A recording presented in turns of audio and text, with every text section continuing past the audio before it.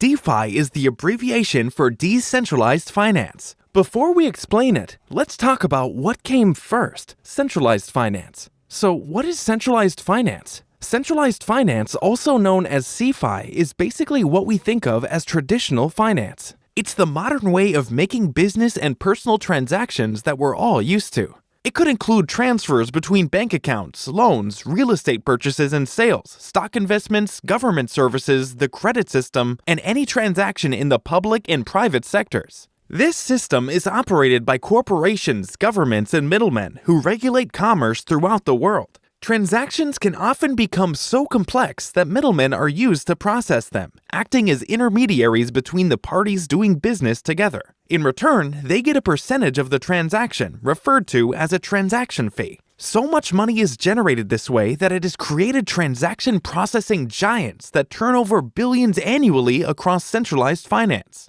So how does DeFi fix this problem?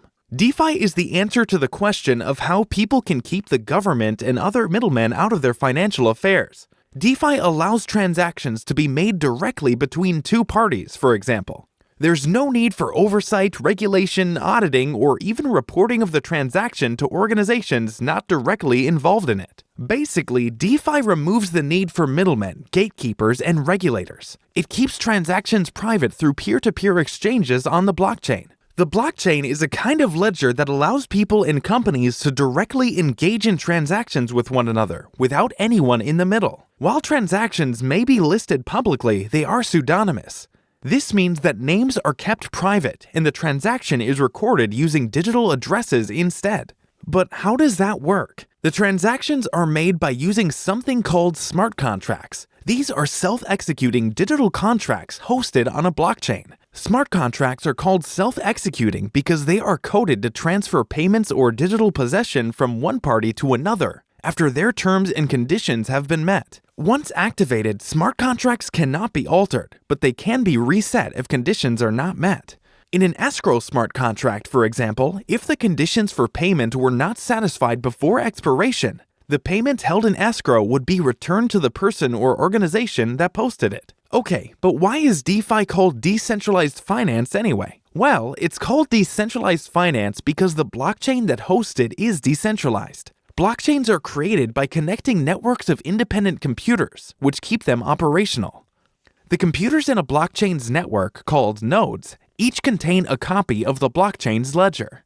The blockchain ledger is constantly updated across all of its nodes. As the peer-to-peer blockchain network itself actually processes transactions instead of a central server or hub, it is said to be decentralized. Because of this decentralization, no individual, government, or organization can shut it down. Transactions on decentralized blockchains can be processed anywhere at any time by any node.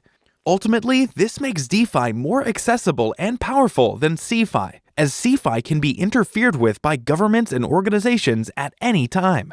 You might be wondering, how are DeFi transactions made? Blockchain transactions do not use fiat currency like dollars. They generally use a type of digital currency called stablecoins, such as USDT, USDC, or BNC. They're called stablecoins because their value is pegged to a real-world, hopefully stable asset. The idea is that their value is not likely to change from the time when contracts are negotiated to when the contract and payment are finally completed. They can be easily exchanged for fiat currency being pegged to a fiat currency. This reduces the time and cost of redeeming the stablecoins for fiat currency. The same cannot be said for every type of cryptocurrency, though. The value of a crypto token can significantly rise and fall in seconds. Just look at 2022. So how is DeFi going to change the world? DeFi is awesome because of the possibilities it opens up when compared to CeFi. One of its biggest advantages is DeFi's potentially lower transaction fees. With traditional banking, banks are involved in several stages of processing transactions, which often leads to a higher overall fee. In contrast, with DeFi transactions being processed on a decentralized network, there's no need for intermediaries in their costs. The result is the potential for much lower fees for users, and who doesn't like to keep as much of their money as possible?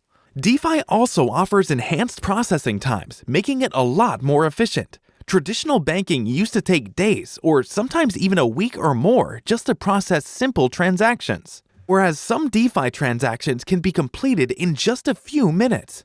The speed is made possible through its design, as the decentralized nature of the network allows for much faster processing and a much more modern approach to banking and finance. Another advantage of DeFi is its borderless nature. In traditional banking, it's very easy to place restrictions on individuals or groups based solely on their location or nationality if necessary. In the case of DeFi, though, anyone can receive and place transactions regardless of who or where they are. DeFi, therefore, opens up financial opportunities to individuals stuck in countries facing sanctions, but who still need to process transactions. As a result, DeFi offers a much more inclusive and accessible outlook for everybody.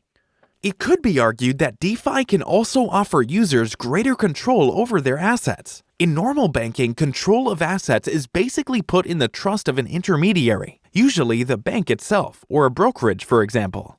The problem with that kind of system is that it can be pretty intrusive when it wants to be. Intermediaries can block user access to, control, or even confiscate assets as a result of policy, governmental, or other legal pressures. In DeFi scenarios, however, users themselves can be 100% responsible for holding and managing their own assets if they want to be. This gives them a degree of control which hasn't been seen up until now. The last benefit we'll talk about is flash loans. Flash loans are loans borrowers can use when they don't have enough cryptocurrency to guarantee a particular crypto loan they want to make.